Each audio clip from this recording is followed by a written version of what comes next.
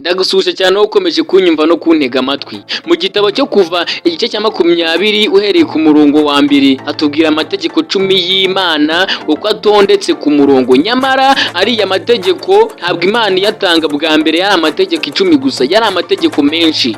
Imana yayumbira amategeko 10 kugira ngo abantu barusheho kuyumva neza no kuyamenya. Nyuma irangije yongera kuyabumbira mu mategeko 2 gusa y'ingenzi, ariyo urajya ukundisha Uwiteka Imana yawe umutima wawe wose, ubwenge bwawe bwose n'ibyawe byose. Irya kabiri, kunda mugenzi wawe nk'uko wikunda. Ayo mategeko yombi iyo uyubahirije ndetse ukayumva bigufasha kutica andi yose asigaye. Nibyo no mu gihugu cyacu cy'u Rwanda ndetse n'ibindi bihugu muri rusange n'amatsinda tugenda tubamo duherereyemo bigira amategeko. Ugasanga buri tsinda cyangwa igihugu runaka gifite amategeko yacyo bwite akuye mu bitabo, abantu bakayiga, bakayamenya, bakayakurikiza, bakayagenderaho.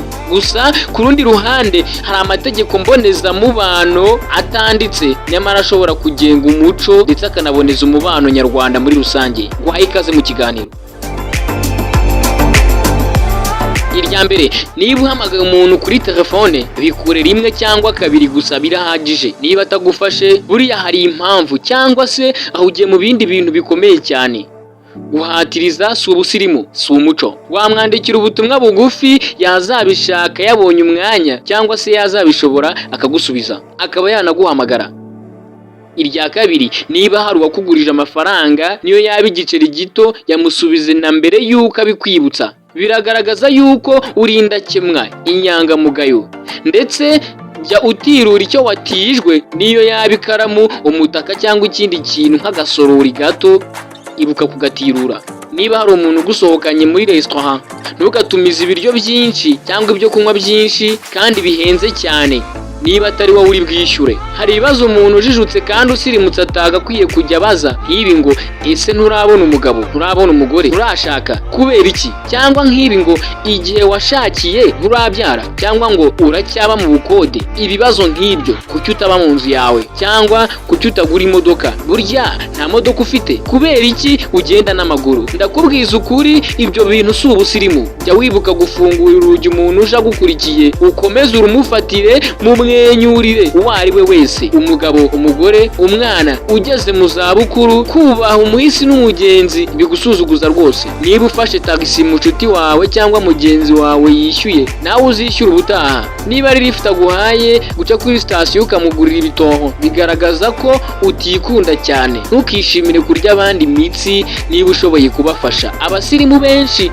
abarezwe neza, ntibakunda iby'ubuntu keretse igihe babikeneye koko. Ntugakunde kujya impaka no gushaka gutsinda byanze bikunze. Buriya 6 cyangwa 9 birasa, biterwa naho birebera. Burya iyo hari ibitekerezo bibiri binyuranye, ubuzima buraryoha. Wasanga mugenzi wawe ari ufite ukuri. Ntugaca umuntu uri kuvuga mu ijambo, jyure ku muntu avuge arangize ibyo avuga. Mutega amatwi nibwo uza kumenya neza icyo yashakaga kuvuga. Wayungurura nyuma ibyavuzwe aho kuvuga ngo ubwo se ushatse kuvuga iki. Ntibyaba byiza uretse se akaba ari ubivuga. Nibyo, niba washakaga gutera urwenya n'umuntu ukabona arakara vuba, bihagarike rwose. Wikomeza, hari igihe aba afite kamere zo kudatera ububyara, tutizi takia. Bizagaragaza ko wita ku budakomeye bwe kandi bizakurinda gufatwa uko utari. Itose kuvuga ngo murakoze igihe umuntu agufashije akana kariko kose, iga gushimira. Mu ruhame, mu bantu mutaramenyerana, ntukamwaza umuntu, ariko mwiherereye mu bwiza ukuri kose azabigukundira. Umva, ntiwemerewe kuvuga ku mubyibuho wundi cyangwa ku kunanuka kwabo, ariko wagira icyo uvuga ku kuntu uwo muntu agaragara. Wivugira gusa uti usa neza. Nashakaga kuvuga ku mubyibuho wawe n'ukuntu yifuza guta ibiro. Azabyivugira. Kirazira kikazirizwa kunenga umubyibuho w'abandi, ni ubunyamusozi. Niba waganiraga n'umuntu akakwereka ifoto muri telefoni ye, winyereza agatoki ushaka kureba andi mafoto, have havutagwa kubita kureba, ntawamenya. Niba hari mugenzi wawe ukubwiye ko afite rendez-vous kwa muganga yo kubonana na muganga runaka, wimubaza ngo urwaye iki, wafashwe ute, warwaye ryari, urarwaye se, none se kwa muganga ntuzi icyo bajya gukorayo. Mu gisirimu uramubwira uti humura biragenda neza. Ashobora guhita kwibwirira uburwayi bwe nyirizina utabanje kumuvomamo amagambo. Hari n'abadakunda kubwira abandi by'uburwayi bwabo. Niba kandi ubimenye, byaba byiza cyane wirinze kubyasasa.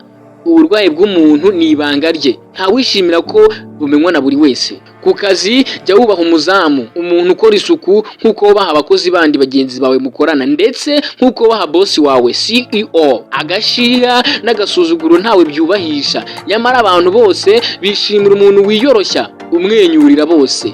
Niba hari umuntu uri kukuvugisha gukomeza kureba muri telefone yawe cyangwa kuvugisha undi muntu wa wundi akivuga, ni agasuzuguro. Ntugahe inama umuntu utayikugishije, uzayigusaba uzayimuhe. Nutanga inama jya wirinda kwitangaho urugero bitaba kwirata, keretse uyigusabye akubajije uko witwaye mu mimerere nk'iyo. Mu gihe wongeye kubonana n'umuntu mumaze igihe mudaherukana, ntugahite umubaza imyaka ye, aho akora, icyo akora, umushahara ahembwa n'ibindi, cyangwa ngo umubaze bene ibyo bibazo kubo bashakanye, abo bavukana. Iryo perereza si ubusirimu, si umuco.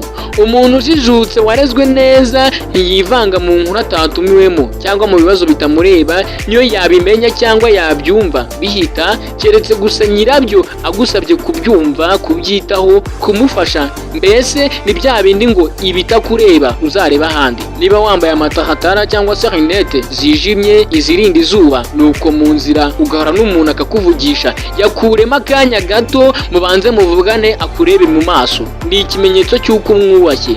Kuvugana n'umuntu murebana mu maso ni ubusirimu bungana no kumutega amatwi utarangaye 100%. Ntukirata amafaranga cyangwa ubukire mu bantu bibabariye, ntukarata abana ku bantu babuze urubyaro. Ukwandikiye ubutumwa bugufi ariko bitagukundiye gukora ibyo ubusabwamo, jya umusubiza nibura uko ubitekerezaho. Gusoma ntusubize ni agasuzuguro no kurenga abantu, si ubusirimu.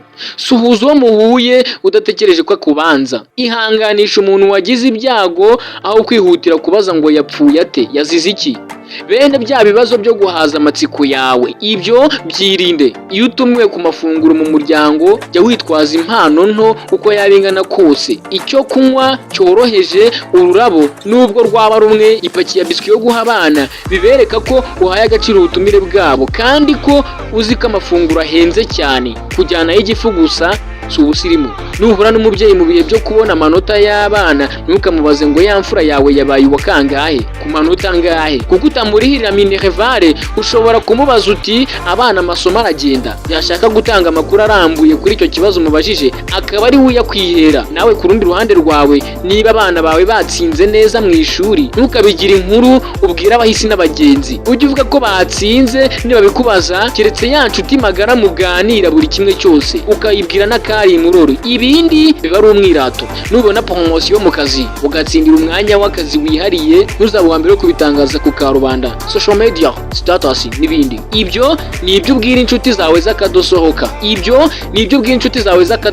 Ibindi nabyo bishobora gufatwa nko kwiyemera. Ku karubanda ushobora kuhashyira ikintu kiri social nko gushyingirwa, kwibaruka, gupfusha, guhura n'inshuti n'abavandimwe ndetse n'ibindi. Ngushimiye amahitamo 100% wagize yo gukurikira ikiganiro cyari kiri guca Kwibaba official. Iki kiganiro twari turi kumva ni amwe mu mategeko atanditse ahantu na hamwe, ariko agenga umuco mbonezamubano mu Rwanda no mu bantu. Niba wakunze iki kiganiro, kora like. Nimba wumva hari abo byafasha, kora share.